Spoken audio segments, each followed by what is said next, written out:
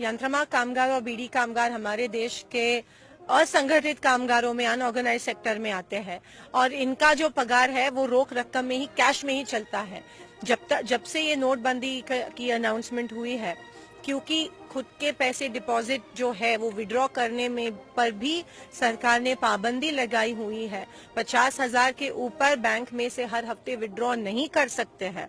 ये जो यंत्रमाग कामगार और बीड़ी कामगार है, इनके मालक को कम से कम हर हफ्ते 50 से 60 लाख विड्रॉ करने पड़ते हैं और इनके हाथ में पैसा दिया जाता है, नोट कैश दिए जाते हैं। पर क्योंकि अभी वो विड्रॉ ही नहीं कर सकते, इसीलिए पिछले कई हफ्तों से इनके पगार हुए नहीं है, इनके घर में चूल्हा ना जला है, ना इन्होंने रोटी खाई है।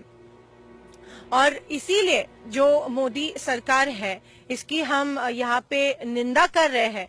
और सरकार पहले तो कहा था ब्लैक मनी, अभी कह रहे कैशलेस। एक तरह बैकफुट पे जा रही है और ये पूरा जो निर्णय है ये बैकफायर हो रहा है। जिन लोगों को टारगेट किया था वो लोग परेशान नहीं है, तकलीफ सबसे ज्यादा लोगों को, गोर गरीब लोगों को और महिलाओं को हो रही है।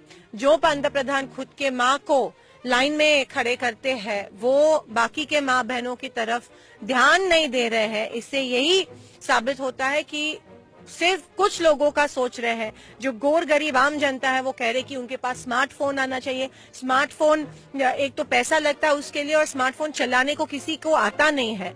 तो ये शेख चिल्ली के जो सपने हैं ये सरकार देख रही है और झूठ के ऊपर झूठ बोला जा रहा है। पहले तो लोकसभा में आ नहीं रहे हैं, ऊपर से कह रहे हैं कि मुझे लोकसभा में बोलने नहीं दे रहे। तो इतना झूठ और इतनी बड़ी पैमाने में लोगों की दिशा भूल हो रही है और लोग इसके खिलाफ बोल नहीं पा रहे, क्योंकि अगर कोई बोलता है तो कहते हैं कि इसके पास काला पैसा है या ये देशद्रोही है। इसीलिए कोई बोलने को तैयार नहीं है और लोगों की आवाज आज दब रही है ये हुक्मशाही की वजह से। और ये इसके लिए ही हम ये यहाँ पे इसके खिलाफ बात कर रहे हैं और इसके खिलाफ मोर्चा कर रहे हैं।